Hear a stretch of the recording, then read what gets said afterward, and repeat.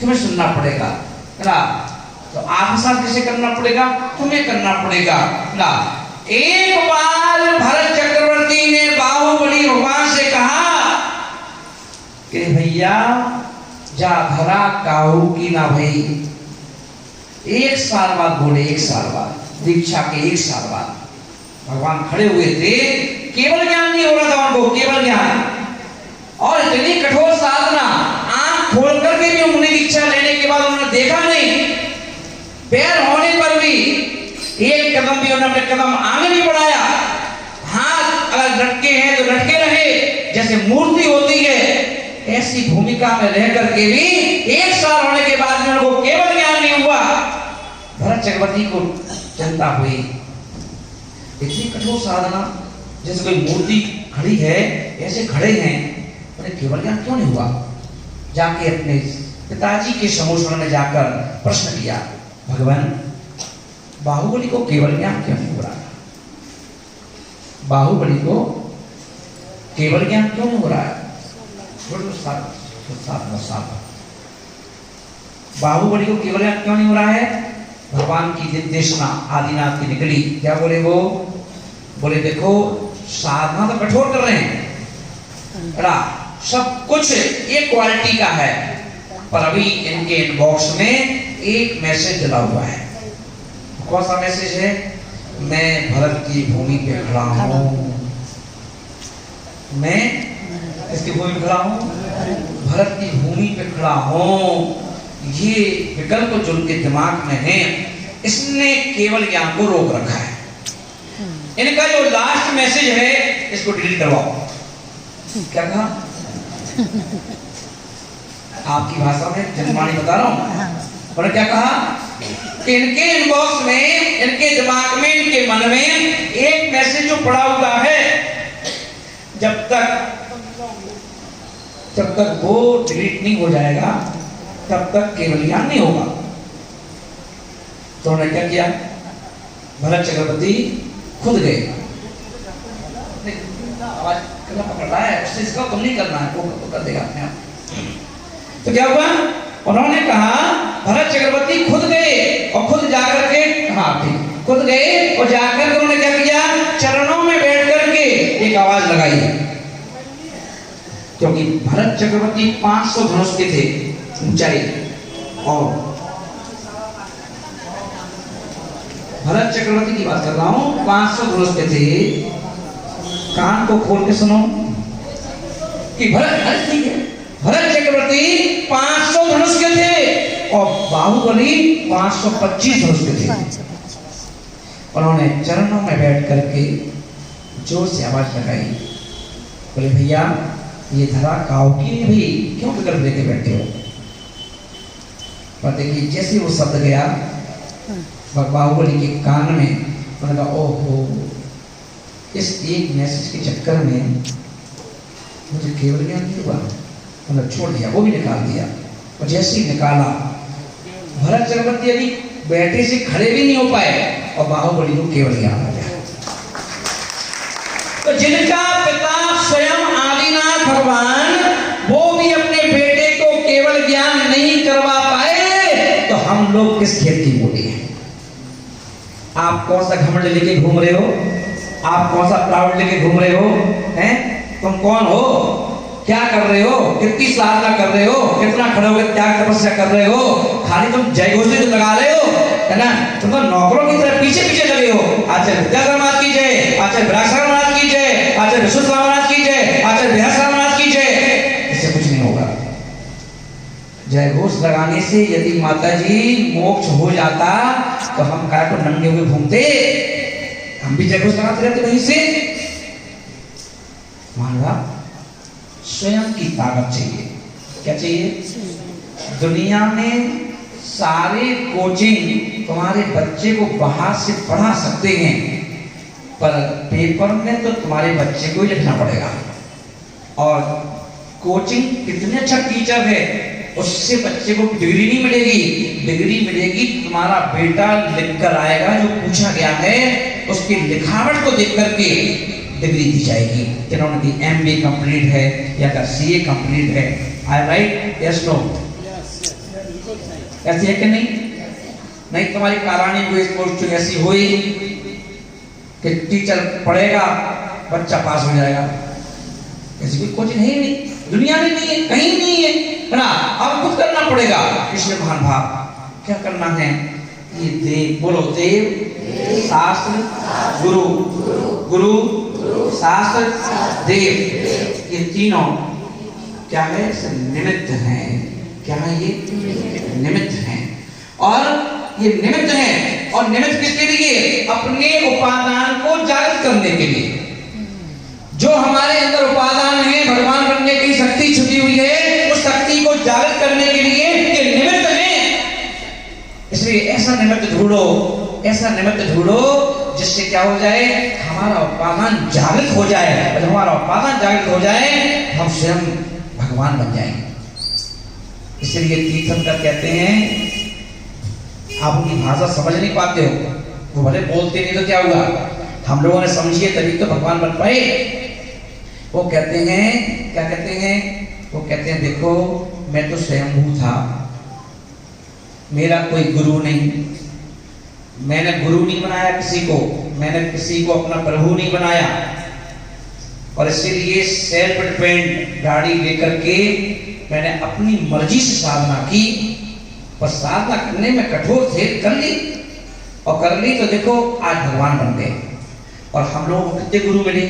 कम से कम आज इस पंचम काल में कम से कम 1500 मुनिराज हैं, 1500।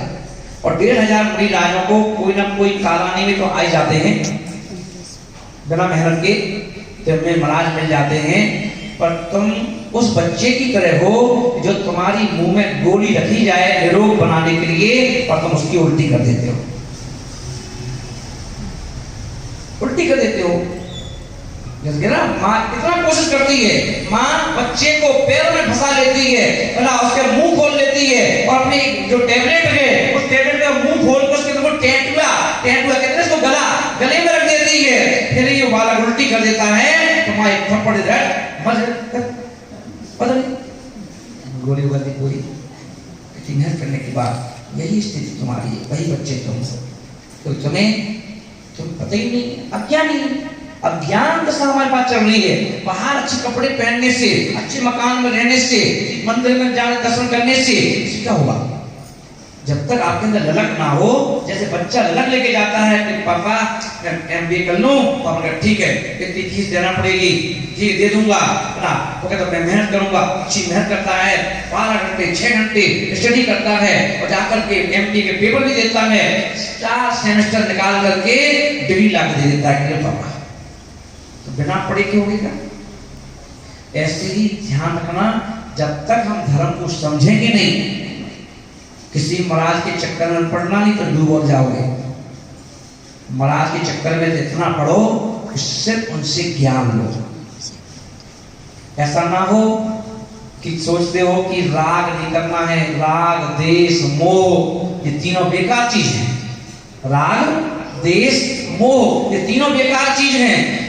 कभी बीवी का मोह, कभी पति का मोह, कभी बेटे का मोह, कभी बेटी का मोह, कभी दामाद का मोह, कभी नाती पोते का मोह। आचरण में मोह करने वाला व्यक्ति मोह की स्थिति 70 कोड़ा कोड़ी सागर में भटकाता है।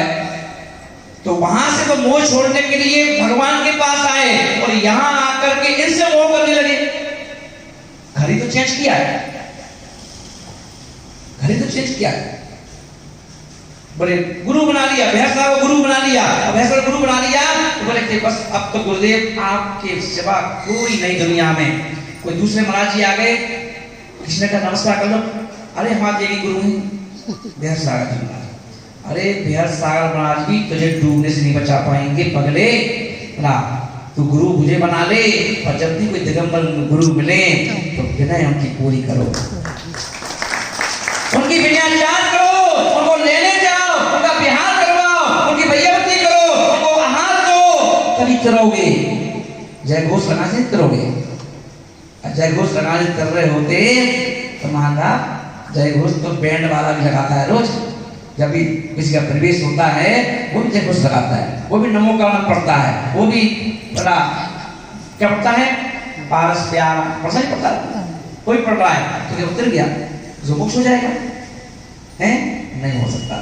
इसलिए मां बाप कीने करती है, बिना चार से अपने आप के अंदर भरो। आज तुम्हारा बेटा तुम्हें गालियां देता है, क्यों? आज तुम्हारी बेटी तुम्हारी बात नहीं मानती है, क्यों? आज तुम्हारी बेटी मुसलमान के साथ भाग जाती है, क्यों? आज तुम्हारी बेटी जाट गुजर के साथ शादी कर लेती है, क्यों? पंजाबी शादी कर लेती है, क्यों? जबकि तुम खुद जब देवसाल गुरु की विनयाचार नहीं करते हो तो बच्चे तुम्हारी क्या विनयाचार करेंगे? वो कहते वो यही क्या कहते हैं, माँ कहती बेटा तेरे पैर पड़ती हूँ, ऐसा काम मत कर, पिताजी जी नहीं पाएंगे, मैं नहीं जी पाऊंगी, अरे वहां शादी मत कर, वो मुसलमान है, वो हिंदू है, वो सिख है, वो पंजाबी है। बेटी कहती मरो तो मर जाओ और मैं तो शादी नहीं करूंगी। हर साल कम से कम 20 जैन लड़कियां अजैन लड़कों के साथ भाग रही हैं, जिनके माता पिता धर्मात्मा हैं, बाहर के, अंदर के नहीं, बाहर के धर्मात्मा हैं। गुरुओं की नजर में वो इस उनके कान से ये तरसते हैं, अच्छे खासे गुरु माइक से मेरा नाम लेने के बाद किसी मां ने कह दिया और लाला खुश हो गए, पेट भूल गया उनका शुक्र के लाला मुनि महाराज के मुख से। पर घर में क्या चल रहा है लाला को भी नहीं मालूम। कड़वा शब्द बोल रहा हूं, ये ध्यान रखना। अगर आप भी संस्कारित हो तो आपके बच्चे अन्य जगह शादियां क्यों कर रहे हैं? अगर आप संस्कारित हो तो फिर आपके घर में क्लेश क्यों है? अगर आप संस्कारित हो तो आपके बेटा बेटी के डिवोर्स क्यों हो रहे हैं? क्योंकि आपने धर्म को समझा नहीं।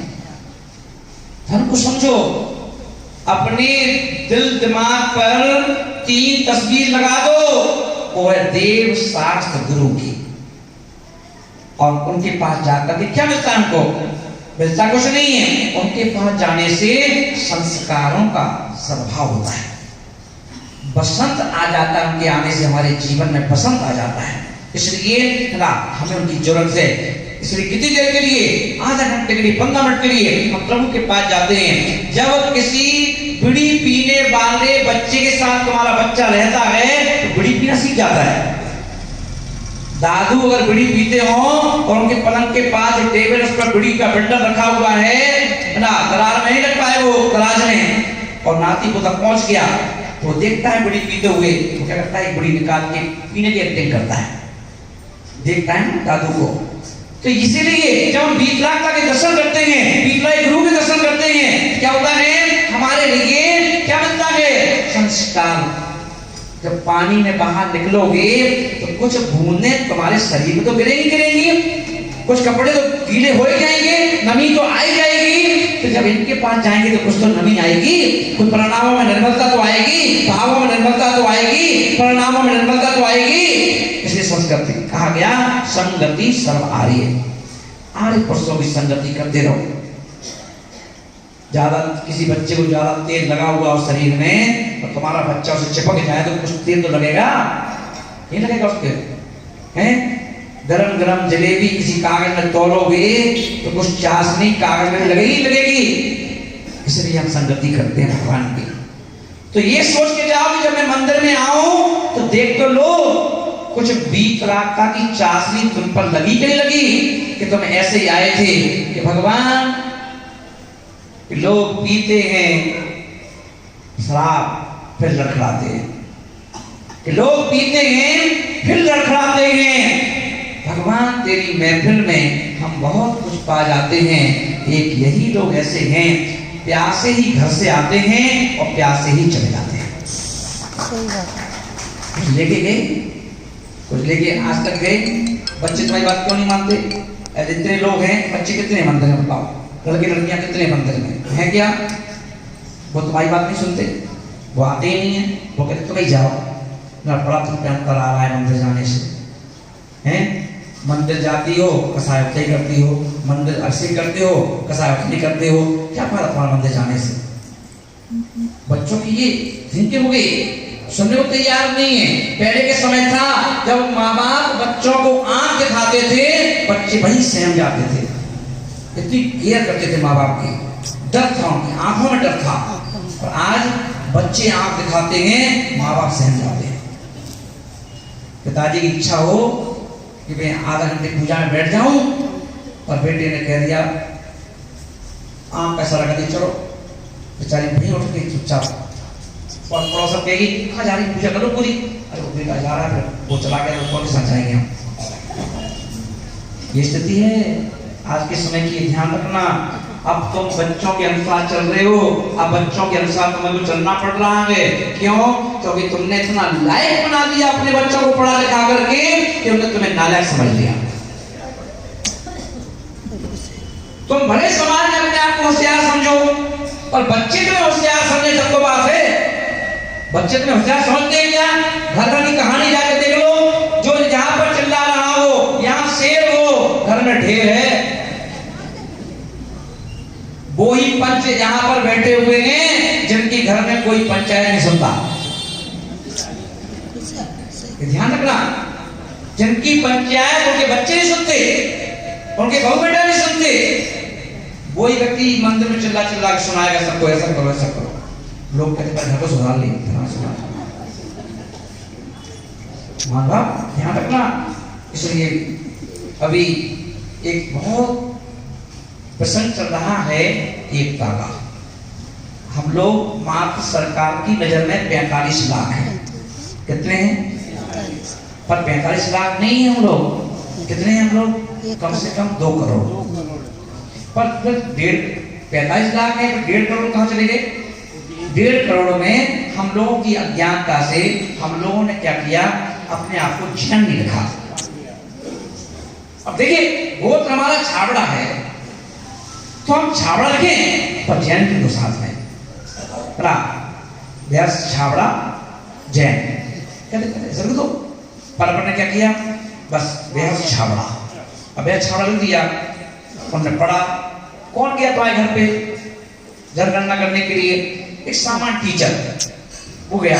अब उसने देखा छाबड़ा, अच्छा छाबड़ा तो पंजाबी भी होते हैं, छाबड़ा पंजाबी भी होते हैं। तो उसने कहा, लिख दिया उसने हिंदू। छाबड़ा है, कहां चले गए? हिंदू में। और पांडे भी है, पांडे से पांड्या बन गया, पांड्या कहां चले गए? हिंदू में। तो जितने गोत्र थे वो सब हिंदुओं में चले गए, और चले गए बचे जितने नाम के साथ जैन लिखा हुआ था वो जैन हो गए। कितने बचे वो? 45 लाख। और समाज कहती है, अब हिंदू लोग कहते हैं बनिया कितने हैं? 20 बनिया हैं, 45 लाख तो हैं, और 45 लाख जैन हैं, और वो भी बटे हुए। इसलिए बाजार की लैंग्वेज क्या होती है, अगर कोई तुम्हें टक्कर मार देता है गाड़ी में और तुम गुस्से में निकलो, किसने टक्कर मार दी, तो निकल क्या जाता है गुजर, हाँ मैंने मार दी, बोल अरे कोई भाई देखने आया था, इससे बोलती बंद है वहां पर, है ना।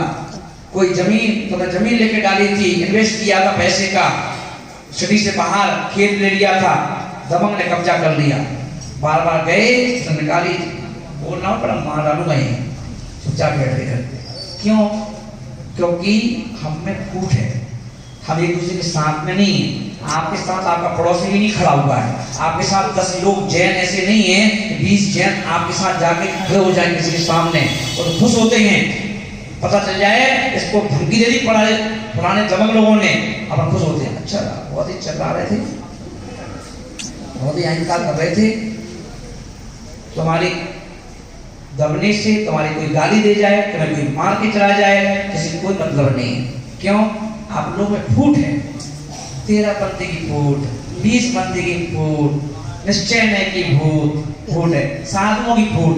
अब जो साधु जो मंदिर बनवा दिया वो उसका पिताजी हो गया है, वो कहता है कि मंदिर हमारा है, और वो है ना। अब किसी दूसरे महाराज को मत बोलना, दूसरे महाराज को नमोस्तु मत करना, दूसरे महाराज को आहार मत करना, दूसरे महाराज को चौका मत लगाना, दूसरे महाराज के बिहार मत करवाना, दूसरे महाराज को ऐसा मत करना, मत करवाओ, नहीं करवाओ।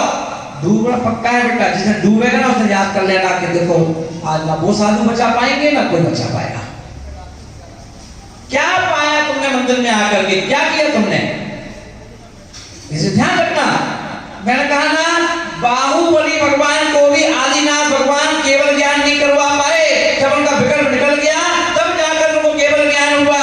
तुम ज्ञानी बनो, ज्ञानी, शास्त्र पढ़ो, जनवाणी पढ़ो, अपनी अज्ञानता को दूर करो, आगे बढ़ो। अभी घर में अगर कोई बेटा अगर मान लो नालायक होता है तो उसको हम घर से बाहर नहीं भगा देते हैं, उस नालायक को भी कोशिश करते हो कि सुधर जाए।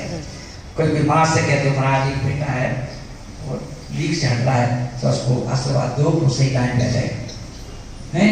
आज अपन क्या करते हैं, तोड़ने में लगे हुए है ना। कोई कहता है सोनगढ़ी है, एक ग्रुप है वो सोनगढ़ी है, मुनियों को नहीं मानता, तो मैं कहता हूँ वो सोनगढ़ी है, तुम भी तो सोनगढ़ी हो, तुम कौन से गढ़ी हो हैं, तुम भी तो सोनगढ़ी हो। तुम्हारे अंदर यही भावना है वो मुनियों को नहीं मानते, तो मुनि को नहीं मानते, तुम एक को मानते हो दूसरे को नहीं मानते है ना, तो तुम भी तो सोनगढ़ी हो है ना। तो एकांतवादी हो गए कि नहीं हो गए। हमारा जैन धर्म अनेकांत धर्म है, अनेकांत जैन धर्म है। 5 अंधे व्यक्ति आपकी तरह, उन्होंने हाथी नहीं देखा था कभी, हाथी, और बहस कर रहे थे हाथी का मुंह कैसा होता है, हाथी कैसा होता है। 5 लोग थे, उन्होंने हाथी देखा था। क्या हुआ, उन्होंने, अजय जी क्या नाम आपका, विमल प्रजापति जी, एक सुन रहे थे हम 5 लोगों की बात, बोले क्यों लड़ रहे हो, बोले साहब हाथी नहीं देखा। एक हाथी एक घर के पास खड़ा था, वो 5 को लेके आओ हम दिखाएं हाथी। अब अंधे थे, 5 लोग थे, एक को पड़ा दी पूंछ, एक को पड़ा पूंछ, एक को पड़ा सूंड, एक को पड़ा पैर, एक को पेट, एक को कान। और वो सब क्या अंधे तो थे, तो हाथ से टटोल रहे थे, उन्हें ऊपर से किधर पूंछ टटोल दी। क्या सोच रहा मन में, अच्छा रस्सी जैसा है हाथी, बड़ा गलत था क्या, वो सही कह रहा था। एक ने पकड़ा पैर, अब वो पैर मोटा था, देखा अच्छा गोल गोल है, एक पिलर जैसा है। एक तीसरे ने क्या पकड़ी थी, सूंड, उसने देखा तो टटोल नीचे, तो हाथ नाक हाथों घुस गया, बोले अरे ये तो पाइप जैसा है ना। एक ने दीवार को पकड़ी, पेट, तो ये तो दीवार जैसा है। एक ने कान, और सूपा जैसा है। 5 लोगों ने 5 प्रकार से देखा। तो थोड़ी देर बाद विमल जी ने अपने बेटे से कहा, रुपेश अरे 5 लोगों को वहां छोड़ाया हूँ हाथी के पास, उनको ले जाकर कहीं छोड़ दो, चलो आप देख लिया हाथी, हाँ देख लिया, चलो आ जाओ आ जाओ। अब बेचारे बच्चे अज्ञानता में आ गए वापस।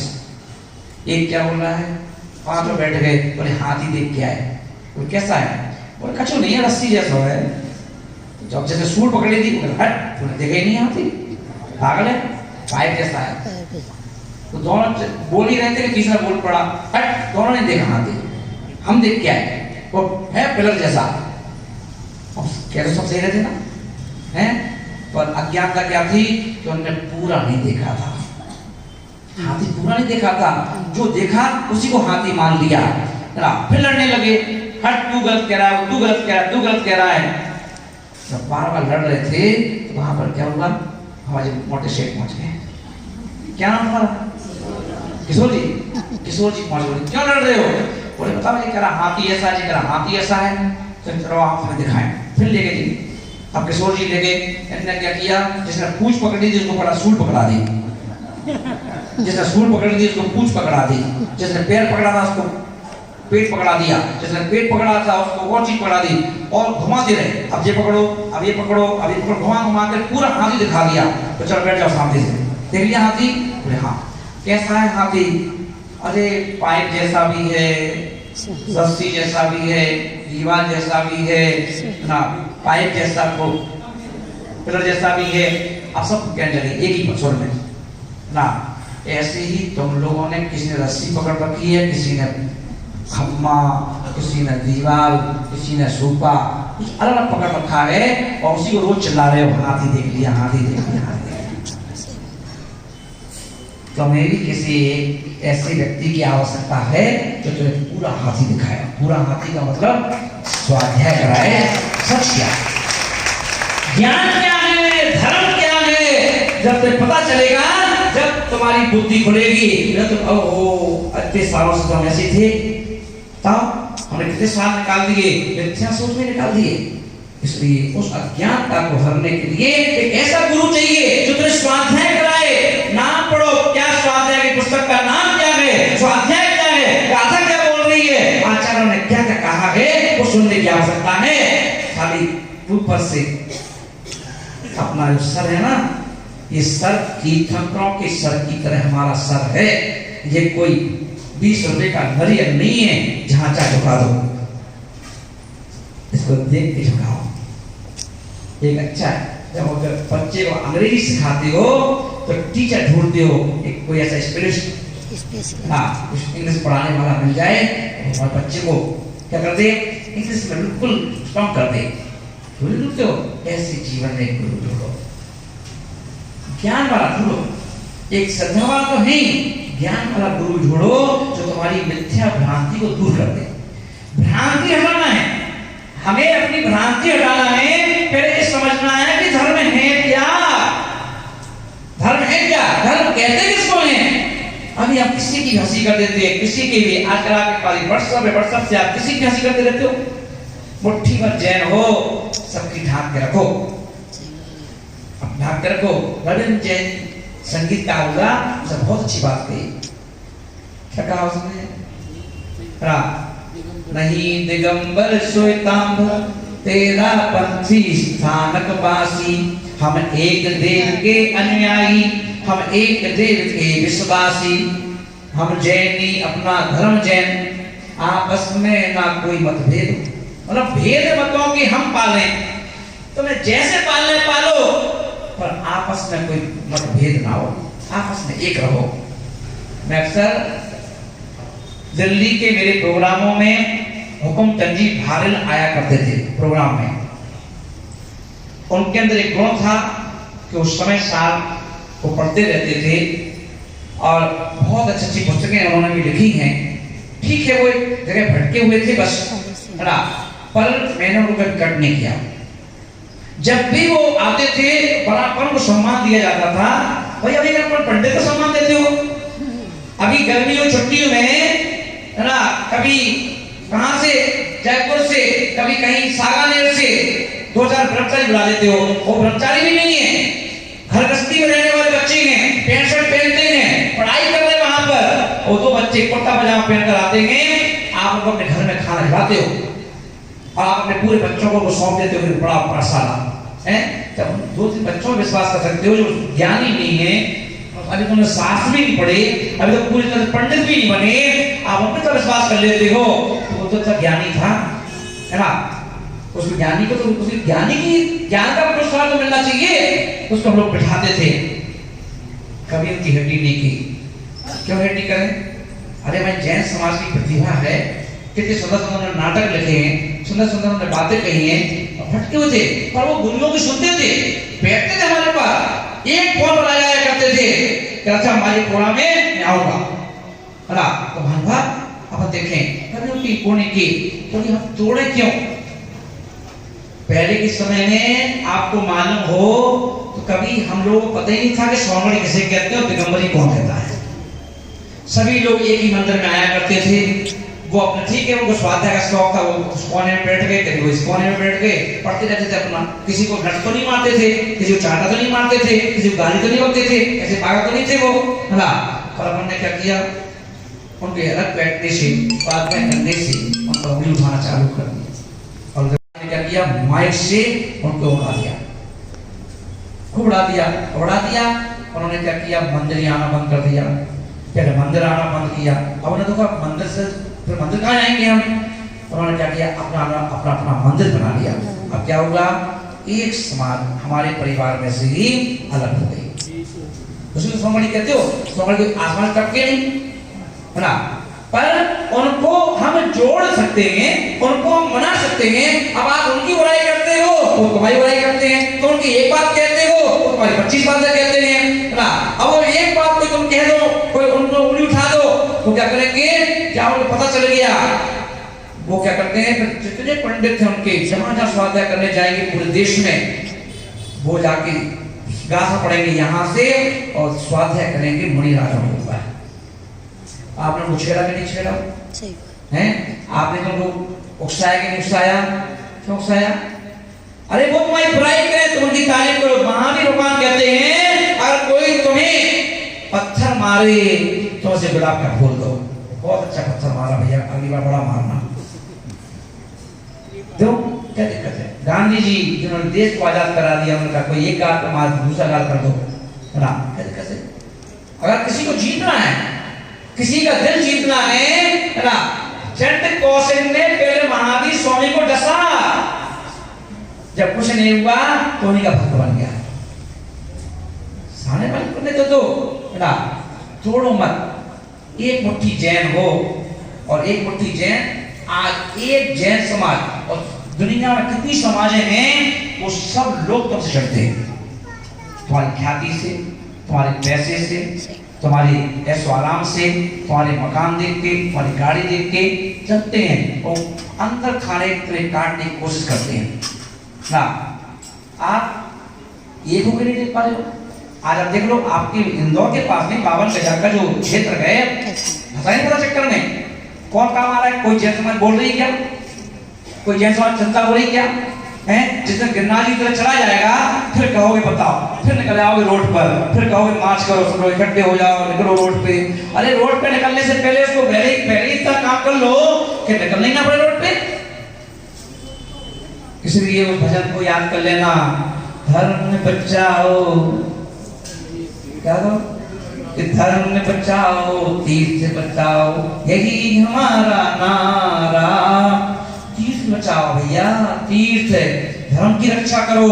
जब धर्म की रक्षा करोगे तो तुम्हारी रक्षा हो जाएगी। अगर तुम धर्म की रक्षा नहीं कर पाए, तीर्थ की रक्षा नहीं कर पाए, तो अपने बेटा बेटी को भूल जाना। खबरें आती रहेंगी, अब ऐसा हो गया, खबरें आती रहेगी, अब ऐसा हो गया। और हम लोग भोपाल में थे, 4 माता पिता बेचारे रोते रोते आए, जवान बेटियां शादी कर रही अजैनों में, मुसलमानों में। माता पिता मामा जी कैसे समझाया आपको बताओ? मैं लेके आओ मेरे पास, आने को तैयार नहीं। माँ जी वही बात कहेंगी।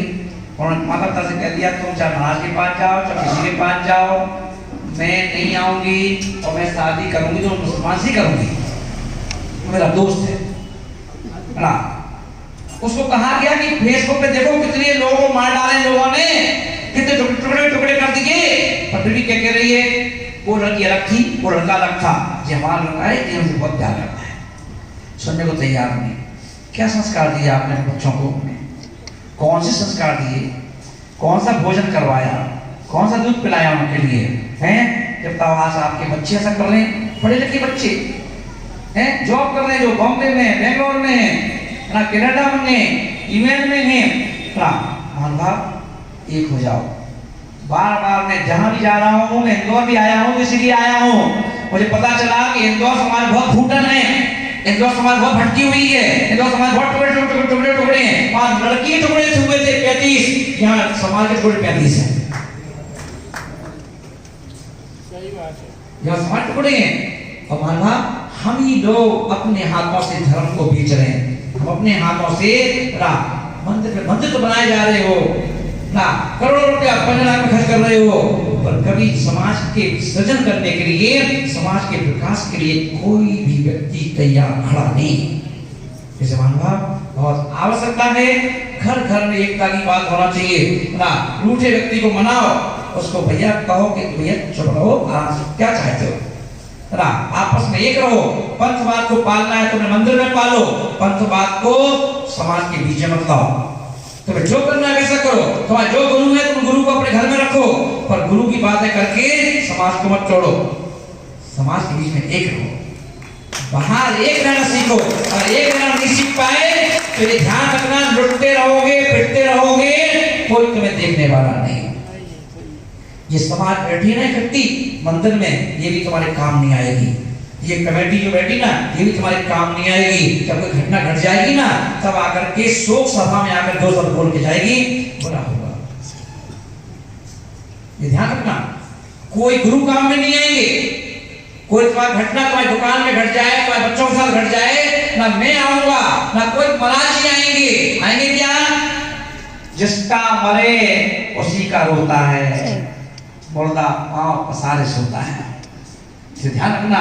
इसलिए अपनी स्थिति मजबूत करो, अपने आप को मजबूत करो, है ना। तुम मजबूत रहोगे तो दुनिया तुम्हारे सामने नतमस्तक रहेगी, और आप मजबूत ना होंगे तो ये दुनिया तुम्हारा फायदा उठा ले जाएगी। इसे मानव इन भगवान से यही प्रार्थना करा करो, विधान करो, हर नगर पर एक बात बोलो, समाज में एकता हो। जब समाज में एकता होगी तो तुम्हारे घर में एकता होगी, और घर में एकता होगी तो घर स्वर्ग बन जाएगा, और घर स्वर्ग बन गया तो फिर टाइम नहीं लगेगा। हर घर में मरने वाला व्यक्ति ना कोरोना से मरेगा, ना बीमारी से मरेगा, ना एक्सीडेंट में मरेगा, फिर जो भी मरेगा गुरु के चरणों में बोधि समाधि करते हुए मरेगा। महाभारत इस बात का हमें ध्यान रखना है। इसलिए महाभारत किसी पर कोई किसी प्रकार की आज से नियम ले लेना, व्हाट्सएप पर कोई धर्म की हंसी मत करना। जो व्यक्ति व्हाट्सएप पर किसी प्रकार की धर्म की हंसी करता है उसकी 7 पुश्तें जो बच्चे बूढ़े लगने पैदा होते हैं, ध्यान रखना, बूढ़े लगने बच्चे पैदा होते हैं, क्या करना अपन को, जिसके जो गिरेगा वही तो टूटेगा, उसके हाथ पांव टूटेंगे। आपको प्रचार करो, प्रचार, अपने धर्म का प्रचार करो, अपने अपने परिवार का प्रचार करो, अपने आदिनाथ से महावीर स्वामी का इनका प्रचार करो। आज अपन देखिए 2550वां निर्माण महोत्सव करना है, इस बार 2550वां निर्माण महोत्सव है, पर किसी मंदिर ने चर्चा आज निकाली क्या कि इस बार हम विशेष मनाएं हैं। शादी की 25वीं सालगिरह होती है तो 1 साल पहले तैयारी करना चालू कर देते हो कि 25वीं शादी की सालगिरह एनिवर्सरी ऐसे मनाएंगे ना, यहाँ मनाएंगे, वहां जाएंगे, करते करते तैयारियां। बच्चे का बर्थडे है तो इस होटल में मनाएंगे, उस होटल में मनाएंगे। और भगवान महावीर स्वामी का 2550वां निर्माण महोत्सव है, कोई प्लानिंग की, कोई चर्चा की, कोई मीटिंग की, क्या करना हमको, बस वेदी में बिठा देंगे महावीर स्वामी को, और वेदी में से निकाल के थाली में बिठा देंगे और 4 कलश से जल डाल देंगे ऊपर, हो गया काम। अनुभव जागृत हो, आप अपना कुछ हुनर दिखाते रहो। मुसलमानों के ताजिया निकलते हैं, उनके कुछ जुलूस निकलता है, एक एक बच्चा घर में नहीं रहता, सब जुलूस में रहते हैं। आधा घंटे जाम लग जाता है, इतना लंबा लंबा जुलूस होता है ना। और अपने यहाँ पर महावीर जयंती मन रही हो तब शादी करते हैं, महावीर जयंती के जुलूस में नहीं जाओगे, जुलूस में रहेगा 50 लोगों का बैंड, झांकियां, और जैन समाज कितनी रहेगी, जैन समाज मुश्किल से 50 लोग, है ना। और सिर्फ क्या करेंगे, जहां जहां खाने की व्यवस्था होगी वहां जैन समाज दिख जाएगी। मतलब हम लोग इतने गरीब हो गए क्या, सिर्फ खाने के लिए मंदिर जाओगे, सिर्फ खाने के लिए प्रोग्राम में जाओगे, हैं? क्या खाना पीना सिखाया हमारे महावीर स्वामी ने?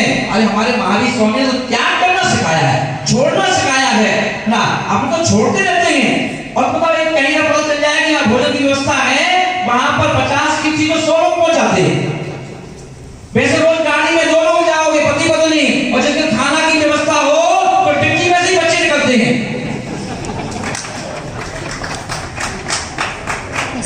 आज कहां से आ गए भैया, भोजन की व्यवस्था थी ना, तू भी जाता, स्कूल से जल्दी आ जाइए, खाना की व्यवस्था है वहां पर, तू आ जाओ।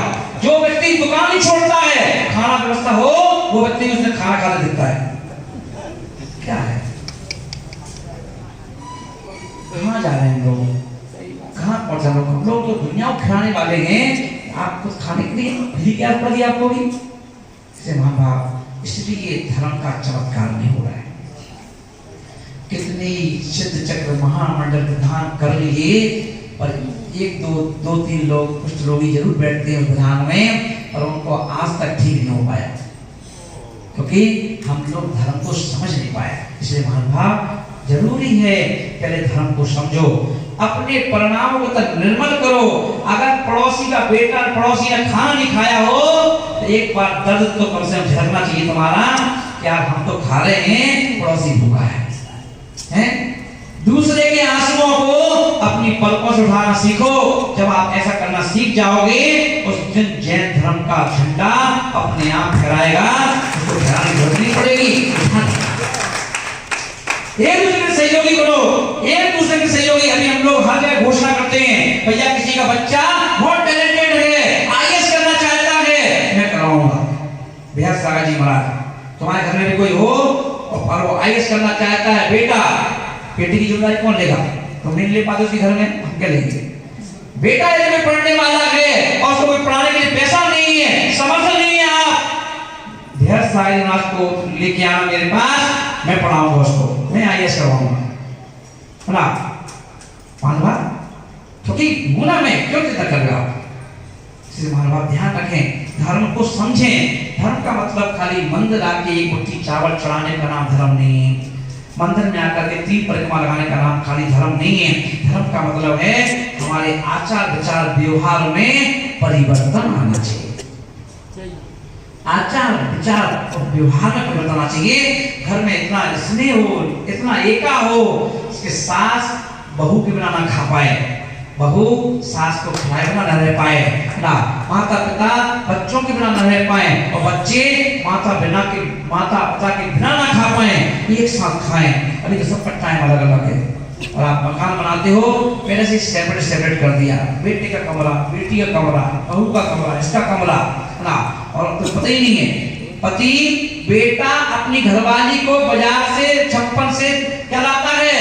4 समोसे लाता है, पर माँ बाप को एक छोड़ दे, 2 समोसे और ला सकता था, पर 4 लाया, 2 बच्चों के लिए, 2 खुद के लिए, और छुपा के ले जाता है कि मम्मी ना देख ले, मम्मी ना देख ले, और सीधा अपने कमरे में ले जाता है, और माँ पत्नी खा लेती है, बेटा खा लेता है, बेटा बिना, और जो छोटा बच्चा रहता है उसे नहीं मालूम था, वो समोसा लेके नीचे जाता है, दादी को दिखाता, दादी आपने नहीं खाया?